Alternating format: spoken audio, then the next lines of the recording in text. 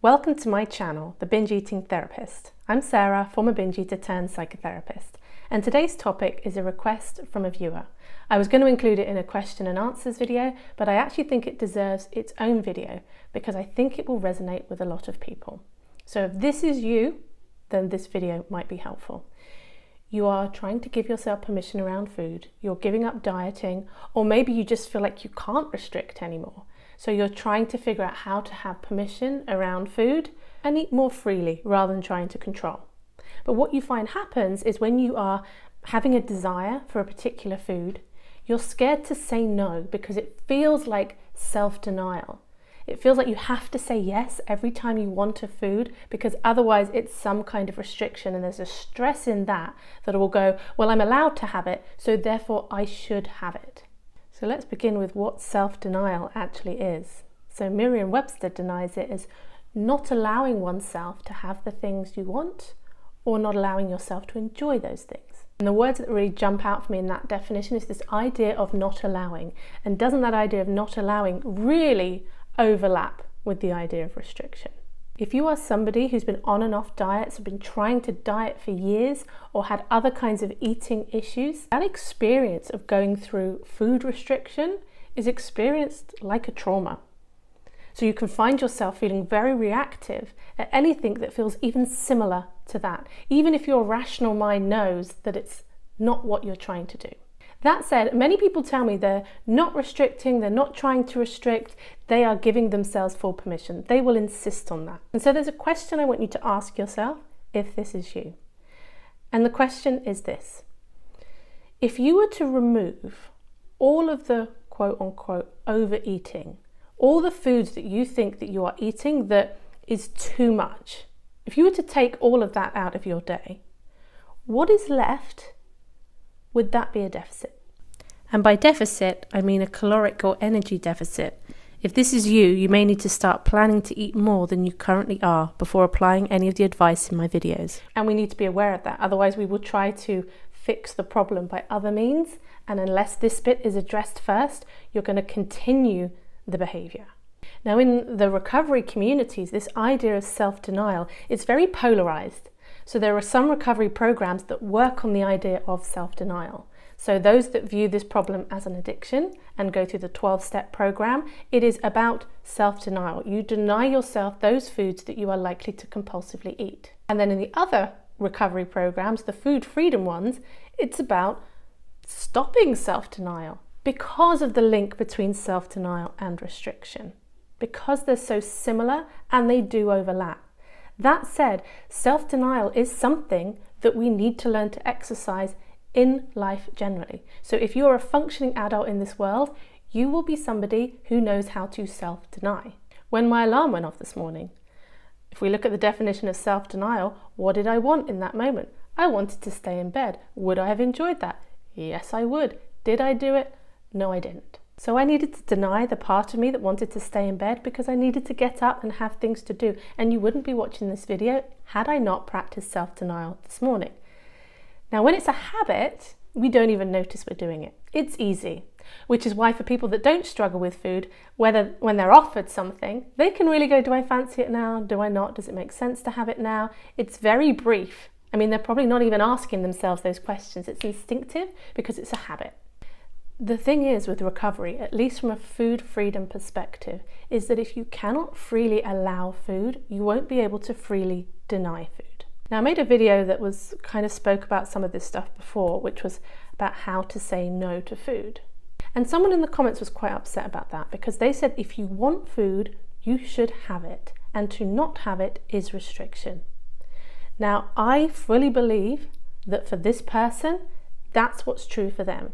The more restrictive your background, the more freely you need to keep practicing saying yes.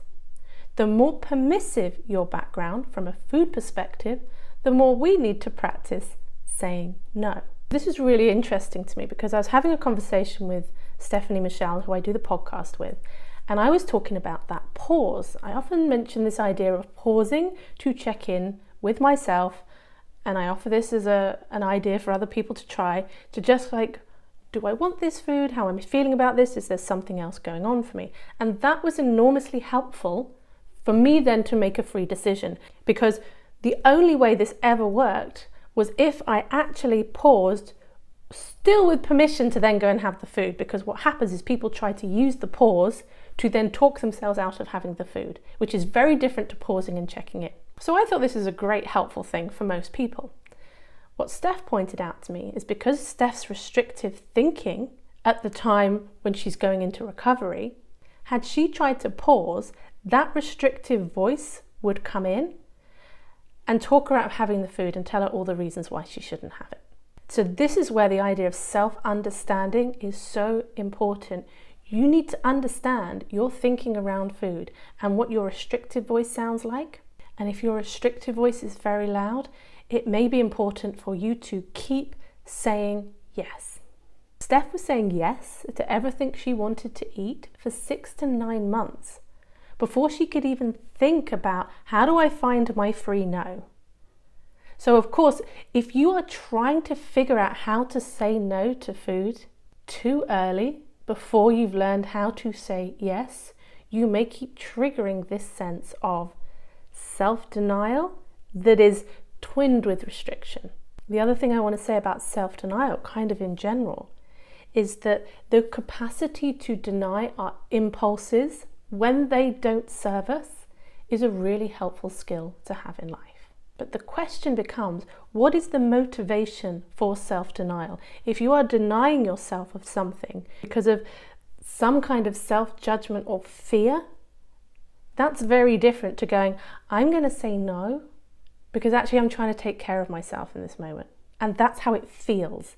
And it's different from this, I should take care of myself and I want to. So whether you say yes or no to food in the moment is not the important thing. What's important is to understand why. And if you try and rush further along your recovery journey than where you are, you're going to get knocked back even further. That's the paradox of this kind of work. And really, recovery is getting to a place where sometimes you say yes and sometimes you say no, that there is a flexibility in it. So when you're desiring a food, sometimes to check in and go, do I want this? Do I want this? And do you know what? Even if you're someone who keeps saying yes to food, you could still be denying yourself. Because part of the definition of denying is denying the enjoyment of something. And when we eat something like mindlessly and compulsively, we're usually not enjoying it. Make learning how to enjoy food a priority. That is a huge step in recovery, to be able to enjoy your food without guilt. And this is all part of the permission thing. The point of giving yourself permission is to try to alleviate the conflict and the guilt so that you can enjoy your food, so that you can be more present with your eating experience. And I don't mean some kind of perfect mindfulness. I just mean not that you're not checking out. You're not using food consistently to numb and escape. And sometimes it's hard to know what we want, right? And actually, if you spend all day denying what you want and denying any enjoyment of life, then food can become the outlet. Like, this is the place where I'm not going to deny myself because I spend all day denying myself. And one way to think about it, which I've spoken about in another video, but I think it's a really helpful concept for people, is that when you're trying to decide whether to have something, it's not a yes or no decision. It is a now or not now decision. So any time where it feels like you're going to say no, that's not what you're saying. You're just in this moment, I'm not going to have this food in this moment. Because chances are, with pretty much every food you come across, you're going to have another opportunity to have it. So this is the work, checking in with the motivations.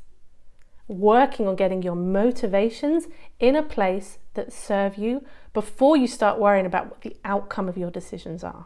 Because when you only focus on the outcome, you mess up the process. If you're in a place that you want to understand a little bit more about how to say no to food when you are in recovery, I've got a couple of videos which I will link to here at the end of the video, which you might want to check out. Anyway, hope it was helpful. Thanks for watching. See you on the next video.